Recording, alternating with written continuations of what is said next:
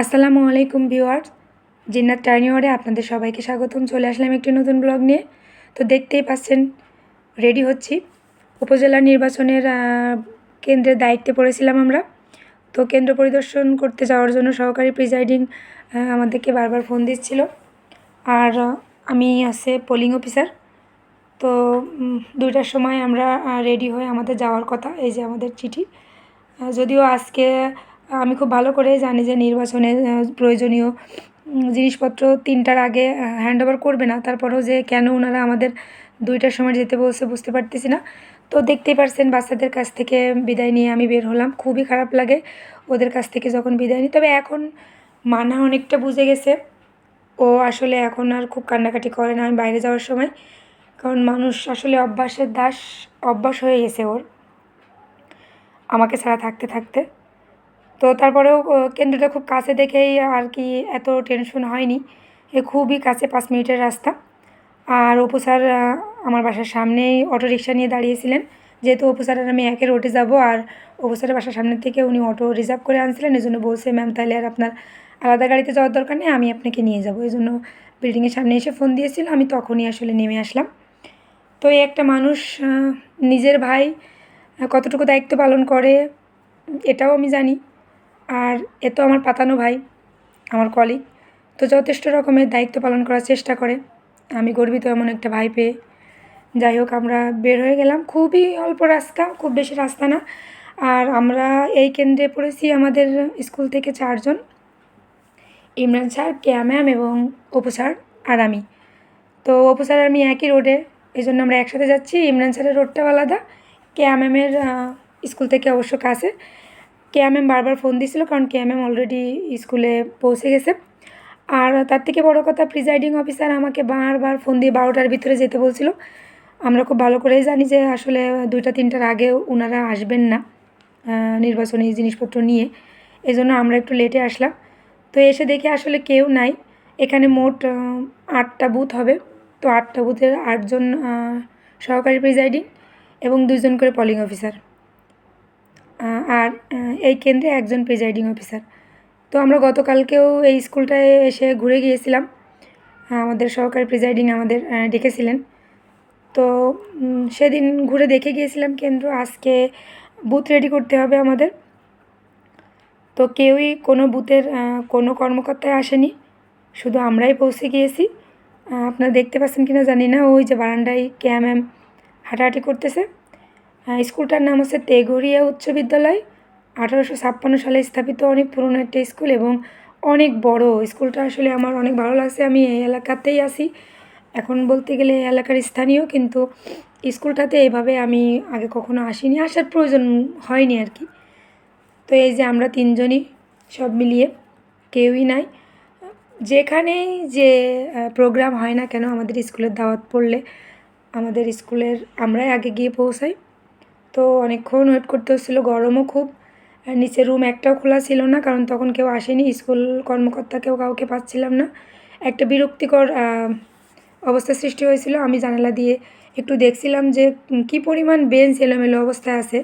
তো এটা কি আমাদেরই করতে হবে নাকি আনসাররা করবে, এটাও বুঝতেছিলাম না, কারণ আমার প্রথম ডিউটি ছিল।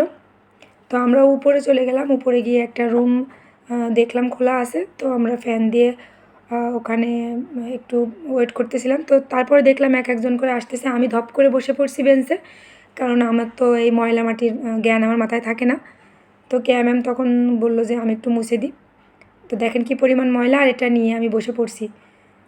তো এই যে অনেকক্ষণ আসলে আমি তো কন্টিনিউ ভিডিও করি নাই, প্রায় ঘন্টা খানিক আমরা বসেছিলাম। অস্বস্তি লাগতেছিল। একবার উপরে যাচ্ছিলাম, একবার নিচে আসছিলাম।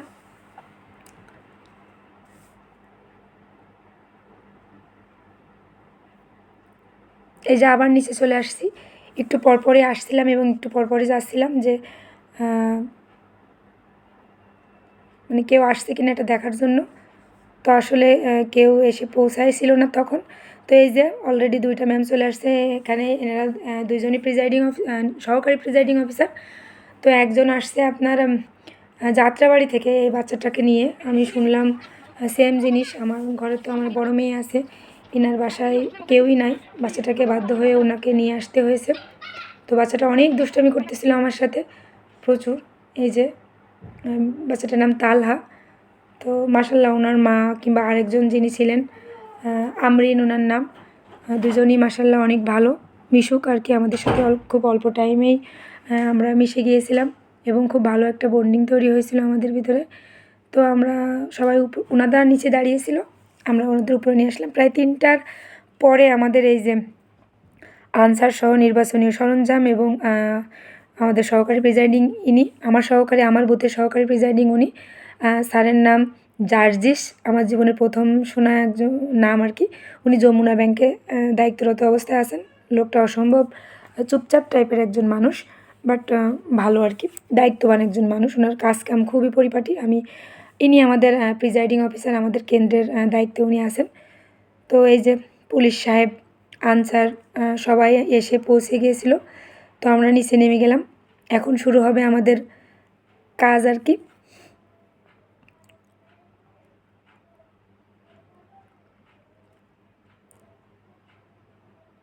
মোটামুটি সব পোলিং অফিসার কিংবা সহকারী প্রিজাইডিং চলে আসছিল, কারণ অলরেডি এখন 3:30 4টা বাজে। তো আর আনসার বাহিনীর সদস্যরাও চলে আসছিলো। ওনারা এসেই সঙ্গে সঙ্গে ওনাদের 2টা রুম, একটা মহিলাদের একটা পুরুষদের 2টা রুম ওনারা সিলেক্ট করে ওনাদের জিনিসপত্র ঢুকিয়ে বলছিল। একটা পিচ্চিকে দেখতে পেয়েছেন কিনা আপনারা আমি জানি না, এত ছোট একটা পিচ্চিকে নিয়েও তার মা দায়িত্ব পালন করছে। আসলে দায়িত্বের কাছে এই সমস্ত কিছু আর কি আমাদের করার থাকে না দায়িত্বের কাছে। তো এই যে প্রয়োজনীয় যন্ত্র জিনিসপত্র স্যার রুমে রাখার পরে চলে গেল সবাই লাঞ্চে। যারা আসলে উপজেলায় গিয়েছিল এই যে নির্বাচনের জিনিসপত্র আনতে, তারা তো আসলে দুপুরে তাদের লাঞ্চ হয়নি। এই জন্য আমাদেরকে বলল আপনারা একটু ওয়েট করেন, আমরা একটু লাঞ্চ এবং নামাজটা পড়ে নিই, তারপরে আমরা বুথ রেডি করব। তার আগে আমি আপনাদের কাছ থেকে ক্ষমা চেয়ে নিচ্ছি, কারণ শুনেই বুঝতে পারছেন আমার গলার অবস্থা খুবই খারাপ। বছরের হয়তো 8 মাসই আমার গলা খারাপ থাকে। আসলে হয় কি, ইদানিং খুব পরিমাণে অ্যালার্জির প্রবলেম হচ্ছে আমার। তো অ্যালার্জি বেড়ে গেলেই আর কি গলাটা বসে যায় আমার। তো এই যে ওনারা লাঞ্চ নামাজের টাইম যখন নিচ্ছিল, তখন আমরা আবার নিচে এসে এই যে সিঁড়ির উপরে বসে আছি।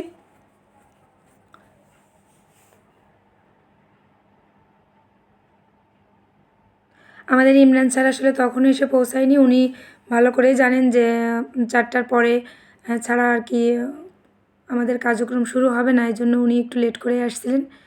তো এই যে একটা পাগল দেখেন, এই যখন নির্বাচনের গাড়িটা দেখতে পেয়েছে তখনই এসে ঘোরাঘুরি করতেছিল। তো পরে জানতে পারলাম উনি মানসিকভাবে অসুস্থ। আর এই যে আসছেন আমার এই পাশে সাদা শার্ট পরার, উনি হচ্ছে আমার বুথের রাসেল স্যার। উনিও একটা স্কুলে আছেন, কদমতলী থেকে এসেছেন উনি। মোটামুটি সবাই বাইরে থেকে এসেছে। আমরা যারা পোলিং অফিসার তারা শুধু এই স্থানীয়, আর সহকারী প্রিজাইডিং এবং প্রিজাইডিং অবস্থার বাইরের। তো এই যে ওনাদের লাঞ্চ হয়ে গেছে, আমরা এখন কার্যক্রমে নেমে পড়ছি। তো প্রয়োজনীয় কাগজপাতি আমাদের বুঝিয়ে দিল, যেটা যেটা লিখতে হবে আমরা লিখে ফেললাম। এই যে আমাদের 3টা কার্ড দিল 3 জনের। তো আমার ভাই, উনি থাকতে তো আমার কোনো আসলে চিন্তা নাই। মুশকিল আসান যেটাকে বলে, খুব টেক কেয়ার করে। শুধুমাত্র যে আমাকে আপা বলছে কিংবা আমি ওকে ভাই বলছি তা না, আমাদের সমস্ত ম্যামকেই হেল্প করার চেষ্টা করে অফিসার। দোয়া করি আমার ভাইটাকে আল্লাহ সুখে শান্তিতে রাখুক। যাই হোক, তো স্যার সবই লিখে দিল আমাদের কার্ড 3টায়। তো জানতে পারলাম যে কার্ড 3টায় সিগনেচার হবে আগামীকাল নির্বাচনের দিন। তো এই যে দেয়ালের গায়ে আপনারা কিছু দেখতে পাইছেন কিনা আমি জানি না, সম্ভবত এটা মেয়েদের ক্লাস। দুনিয়ার মেয়েদের নাম লিখে মাঝখানে প্লাস প্লাস প্লাস প্লাস দেওয়া। যাই হোক, পরে আমাদের এই খামগুলো দিল, এই খামগুলোতে প্রয়োজনীয় তথ্য লিখতে হলো। তো সেটাও অফিসার নিজেই করছে, আমাদের করার লাগেনি। ইমরান স্যারকে বারবার ফোন দিয়েছিলাম, কিন্তু সে এখনও পর্যন্ত এসে পৌঁছায়নি। আর এই যে আমাদের ব্যালটগুলোকে রেডি করা হচ্ছে। ব্যালটগুলো আসলে এখন দেখা হচ্ছে যে কার ক্যাব কোনটা। তো মোটামুটি কাগজপত্রের কাজ শেষ, লেখালেখি শেষ।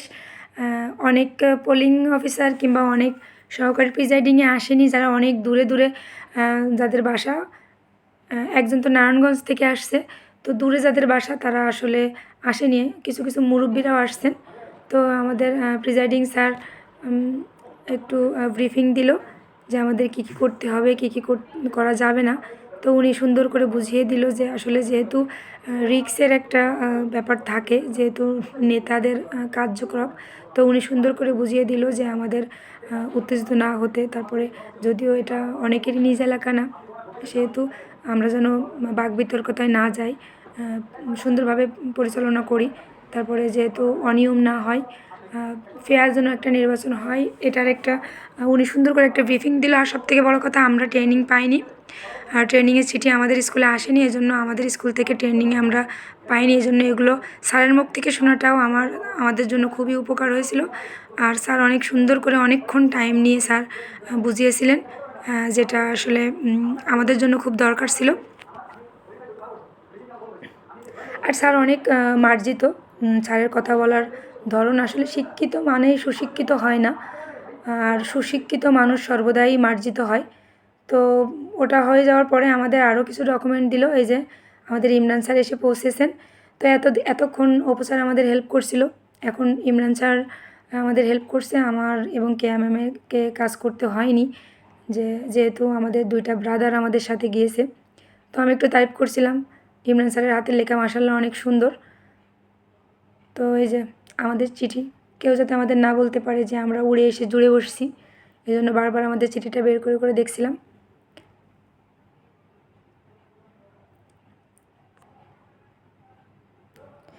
তো যখন কাগজপত্রগুলো লেখা হয়ে গেল, স্যার যখন কাগজগুলো আমাকে হাতে দিয়েছিলেন তখন বলেছিলেন গুনে গুনে যে কয়টা আপনাকে দিয়েছি ঠিক আমার কাছেই সে কয়টা ফেরত দিবেন। তো আমি যখন ইমরান স্যারের লেখা হয়ে গেল তখন উঠে দেখি স্যার ওখানে নাই। আমি ওটা দেওয়ার জন্য ঘোরাফেরা করতেছিলাম। তো স্যার মনে হয় বাইরে গিয়েছিল একটু ফ্রেশ হওয়ার জন্য। আসলে অনেকক্ষণ ওনারা উপজেলায় ছিলেন, সকাল 10টার থেকে এই যে বিকাল 3টা পর্যন্ত। আর জ্যামও ছিল অনেকগুলো বাসের, তো আসলে সিরিয়াল দিয়ে যেতে হয়। তো এজন্য ওনাদের খুব ক্লান্তি বোধ করতেছিল। আমি দেখছি যে যেনারা উপজেলায় গিয়েছিলেন সবার ভিতরেই ক্লান্তি একটা ভাব ছিল।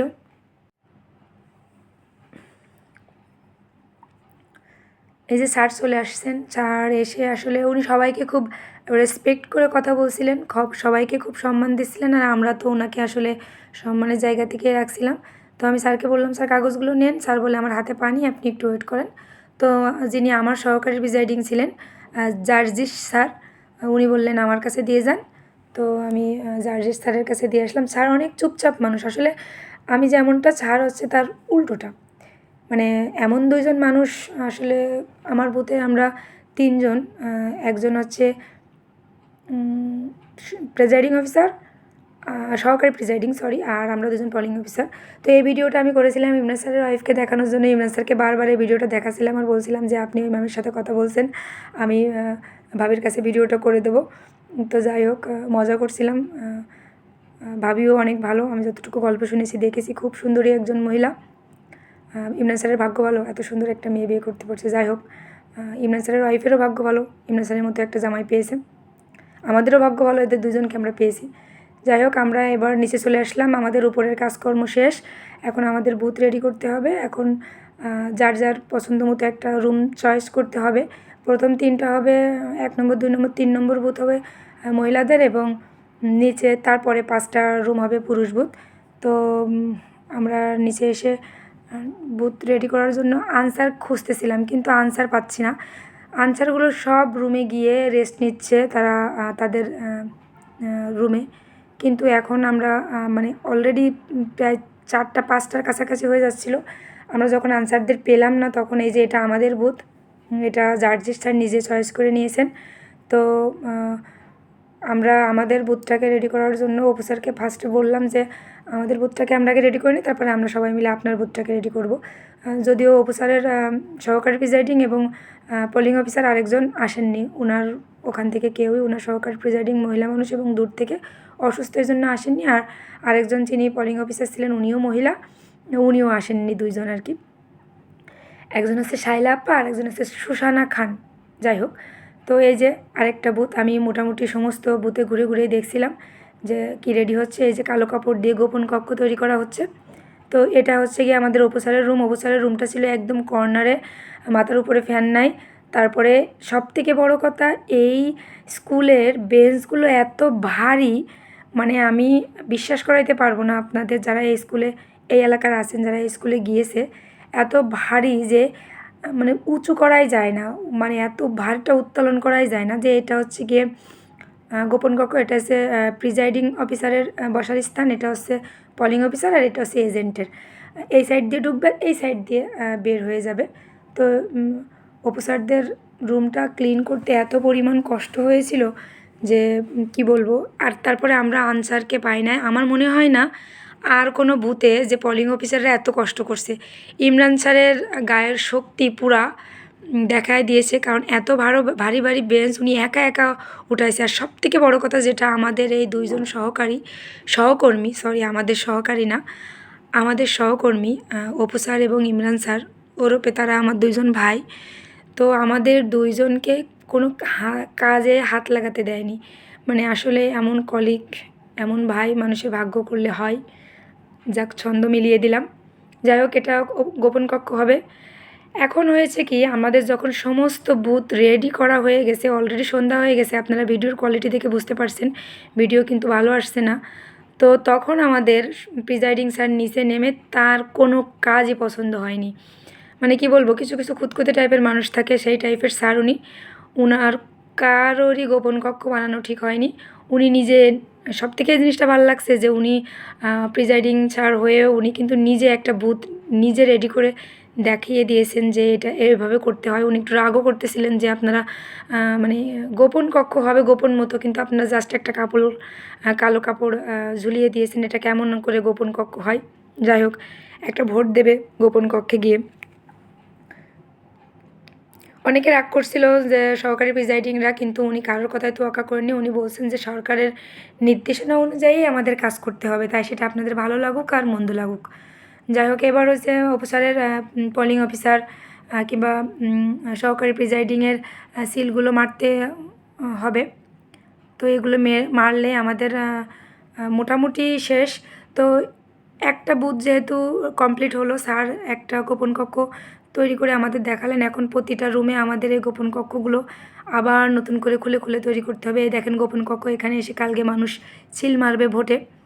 তো বাদ বাকি না, স্যারের আরগুলো পছন্দ হয়েছে। তো আমরা এই যে মোটামুটি আর ঘুরে ঘুরে সমস্ত রুমের গোপন কক্ষগুলো আবার রেডি করলাম। অলরেডি সন্ধ্যা হয়ে গেছে।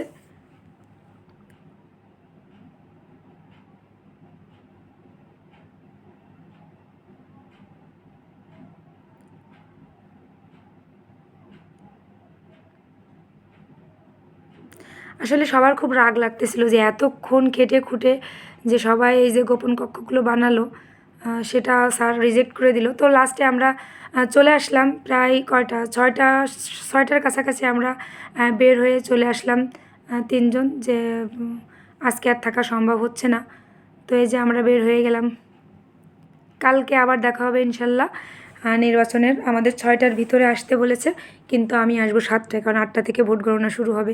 কেন আমি 6টায় আসতে যাব? তো সুন্দর করে শাড়ি পরে ভোট নিতে চলে আসলাম, ভোটের দায়িত্ব পালন করতে। আমি 7টার বাজার 10 মিনিট আগে বাসার থেকে বের হয়েছিলাম। আমার হাজব্যান্ড আমাকে স্কুলের সামনে নামিয়ে দিয়ে গেছিলো। প্রচণ্ড বৃষ্টি ছিল সকাল থেকে। আমি যেহেতু স্কুটি নিয়ে আসতে চেয়েছিলাম, কিন্তু ও বললো যে এত নির্বাচনের মধ্যে যদি মারামারি লাগে ভেঙে চলে যাবে। এই যে আমার আগে অনেক ম্যামরা চলে আসছিলো, অপু স্যার তারও আগে চলে আসছে, কারণ সে তো আসলে খুবই পাঞ্চুয়াল টাইমের ব্যাপারে। ওনাকে 6টায় আসতে বললে উনি 6টায় আসে, 7টায় আসতে বললে উনি 7টায় আসে। আমি 1 ঘন্টা লেট করে আসলাম, কারণ আমি খুব ভালো করে জানি যে 10টায় ভোট গণনা শুরু হবে। আমি কেন আগের দিন বুথ রেডি করে গেছি, তাহলে কেন আমি 2 ঘন্টা আগে এসে বসে থাকবো। তাছাড়া প্রচণ্ড বৃষ্টি হচ্ছিলো সকাল থেকে। আমার তো খুব টেনশনে ছিলাম যে আদৌ কোনো মানুষ আসবে কি না ভোট দিতে। যাই হোক, এসে দেখি অনেকেই আসেননি। অনেকে আসেননি বলতে কেউই আসেনি, মাত্র 2-4 জন লোক আসছে। আর যারা রাত্রে ছিল তারা তো আসে, তাদের কারোরই দেখা নেই, কারণ তারা সবাই উপরে আছেন, তারা টাইমলি নিচে নামবে। তো আমি প্রথমে এসে শুনলাম যে আমাদের বুথ নাকি চেঞ্জ হয়েছে, আমাদের প্রথম লাস্টের ওই বুথটা দেওয়া হবে। তো দেখাচ্ছি যে আসলে সকালে অনেক বৃষ্টি হয়েছে, বৃষ্টিতে একদম কাদা কাদা অবস্থা। আমি জানি না আজকে এখানে যদি লোকজনের সংখ্যা অনেক বেশি হয় তাহলে আসলে কেমন হবে, একটা কেমন একটা পরিবেশের সৃষ্টি হবে, যে কাদা কাদা হয়ে যাবে যে লোকজনের সমাগমে। তবে আমি শুনতে পেয়েছিলাম যে এখানে নাকি খুব বেশি ভোটারের সংখ্যা হয় না। তো এই যে আমি পানি নিয়ে দুপুরবেলা খাবার দাবার নিয়ে সব চলে আসছি, কারণ আসলে কী হবে, খেতে দিবে কি দিবে না এটার একটা কনফিউশন থাকে। তো এই যে অপু স্যারের রুমটা, যে একটু দেখতে আসলাম যে কেমন করে রেডি হয়েছে। না, ফার্স্টে ভাবলাম যে এটা হয়তো আমার বুথ, কারণ বুথ চেঞ্জ হয়েছে, প্রথম বুথটাই এটা আমাকে দেওয়া হবে। কিন্তু পরে গিয়ে জার্জিস স্যারের কাছে শুনলাম যে না, উনি যেটা পছন্দ করেছিলেন রুম সেটাই। দেখেন রুমের মধ্যে কিন্তু প্রচুর অন্ধকার, কারণ বাইরে বৃষ্টি, ওয়েদার খারাপ, আর এই স্কুলে একটাও কোনো বাল্ব নাই, যে যার কারণে হচ্ছে লাইটও জ্বালাইতে পারতেছি না। জানি না ওদের ক্লাস হলে ওরা কী করে বাচ্চারা। তো এই যে মহিলা বুথে 1 থেকে 213 পর্যন্ত ভোটার এখানে, মানে এই রুমটাই 213 জন ভোটার। যে এখনও পর্যন্ত বৃষ্টি যে মাত্র থামলো তার প্রমাণ দেখেন। আমি যখন আসছি তখন কিন্তু ভিজতে ভিজতে আসছি, যে এই গাড়িটা এখানে আছে, ভোট হয়ে গেলে সেটা আবার মালপত্র নিয়ে ব্যালট বাক্স নিয়ে চলে যাবে। মাঝখানে আমি দেখতে পাচ্ছি টেবিল এবং চেয়ার পাতা, ওখানে মনে হয় রাত্রে পুলিশ কিংবা আনসারের লোকজন পাহারা দিয়েছে। তো এই যে ম্যাম কার্ডগুলো আমরা সিগনেচার করিয়ে নিয়ে এসেছি স্যারের কাছ থেকে, ওগুলোকে আমরা এখন লাগাবো। তো এই পর্যন্তই আমার ভিডিও, কারণ স্যার বলে দিয়েছিলেন কালকে যে ফোন যদি কেউ নিয়ে আসেন আমার কাছে জমা দিবেন, কারণ সে ফোন অ্যালাউ না। আমি এই যে মাঝখানে 4 ঘন্টা, এখন 4 ঘন্টা চলে ভোটের, এই মাঝখানে একটু ফোনটা চুরি করে ওপেন করে একটু ভিডিও করে নিছিলাম, যে 4 ঘন্টায় ভোট হয়ে যাওয়ার পরে একটা বোরিং কাজ, মানে নির্বাচনের ডিউটি যে কী প্যারা। তো এই যে অবশেষে 4টা শেষ, আমরা ভোট গণনা শুরু করে দিয়েছি। তো আমরা অনেক ভোট গোনার পরে অনেক মজা করেছি, আর বোরিং ছিল, মানে ভোট নেওয়া যে কী বোরিং ছিল, মানে লোকজন আসে না, যখন আসে তখন একসাথে হুড়মুড়িয়ে অনেকে আসে, আর যখন নাই তখন নাই, মশা মারো মাছি মারো। তো এই যে এরা 2 জন খুবই হাঁপিয়ে যাচ্ছিলো, খুব টায়ার্ড লাগছিল আসলে। সকাল 6টা থেকেই এই যে রাত 8:30 পর্যন্ত, মানে 8 ঘন্টা, 14 ঘন্টা, সরি আমার ভুল হলো, 8 ঘন্টা তো শুধু আমরা ভোটই নিয়েছি, 14 ঘন্টা। তো এই যে রাত হয়ে গেছে, দেখতেই পাচ্ছেন আমি বাইরে আসলাম একটু ভিডিও করার জন্য, কারণ আমি কিন্তু সারাদিন সরকারের নির্দেশনাই মেনেছি, সারাদিন কিন্তু ফোন ওপেন করিনি, জাস্ট একটাবার ফোন যখন খুলেছিলাম আমার মেয়েকে ফোন দেওয়ার জন্য, তাই তখন একটু এই যে কেন্দ্রের আমার বুথের একটু ভিডিও করেছিলাম। তো যাই হোক, রাত হয়ে গেছে, আমরা এখন শুধু ওয়েট করতেছি যে টাকাটা দিবে, টাকাটা নিয়ে চলে যাব। তো টাকা নেওয়ার জন্যই তো, যাই হোক। তো আমি একটু বাইরে দেখলাম এখনও পর্যন্ত কত লোক ওয়েট করতেছে, যে আসলে ফলাফলের অপেক্ষায় নেতাকর্মীরা, কারণ ভিতরে তো সবাইকে ঢুকতে দেয় না, নেতাকর্মীদেরই ঢুকতে দেয়। তো আমরা আমার রুমে যেয়ে দেখি কী অবস্থা। তো অপু স্যার বাইরে চলে আসছে, ইমরান স্যার, আসলে আর কতক্ষণ থাকা যায়, একটা অস্বস্তিকর ব্যাপার ভোট গণনা। তারপর আর কাছাকাছি তো আমাদের কোনো ফটোকপির দোকান নাই, যে এজন্য সমস্ত কাগজপত্র হাতে লিখতে হচ্ছিলো ডকুমেন্ট, এজন্য আমাদের খুব লেট হচ্ছিলো, খুব অতিষ্ঠ হয়ে যাচ্ছিলো লোকজন, কারণ অলরেডি 8টা 8:30 বাজতে গেছে। সব দূরে দূরে যাবে, নারায়ণগঞ্জ কেউ যাবে, কেউ মুগদা যাবে। তো মোটামুটি ইমরান স্যার ঘুমিয়ে গিয়েছেন, কারণ ওর খুব মাথা ব্যথা করতেছিল। তো মানে আমরা এপাশে বসছিলাম, অনেক মানুষ ইমরান স্যারের ভিডিও করেছে, খুব মজা পেয়েছে। আমি একটু ভাবলাম যে কাছ থেকে যাই, একটু ভিডিও করি। অবাক কাণ্ড, এতক্ষণ সবাই ভিডিও করছে, ও টের পায়নি। আমি জাস্ট যখন ওর সামনে ভিডিওটা করার জন্য ফোনটা নিছি, দেখেন কীভাবে মিসকে হেসে দিছে, মানে জটিল একটা জিনিস ছিল। যাই হোক, এখন টাকা দিবে আমাদের, আমরা এখন টাকা নিয়ে চলে যাব। তো মাশাল্লাহ আমরা টাকা পেয়েছি 5,300, কষ্টের টাকা যেটাকে বলে। যাই হোক, যে যেখান থেকে আমার ভিডিওটা দেখছেন, যদি ভালো লাগে একটা লাইক কমেন্ট করে দিন, সাবস্ক্রাইব অবশ্যই করবেন যারা এখনও করেননি, আর যারা করছেন তাদের অসংখ্য অসংখ্য ধন্যবাদ। তো ভিডিওটা আপনাদের সাথে শেয়ার করার একটাই কারণ ছিল, যে আমার ফার্স্ট ডিউটি ছিল এটা নির্বাচনের। তবে আমি যেটাকে রিভিউ দেব, অনেক ভালো লেগেছে, আবার মোটেই ভালো লাগেনি, যেটাকে বলে একটা দায়িত্ব, মানে দায়িত্ব নিয়ে করতে হয় কাজ। আর যেহেতু সরকারি কাজ, নেতাকর্তাদের আনাগোনা থাকে, আসলে খুবই ভয়ে ছিলাম আমি।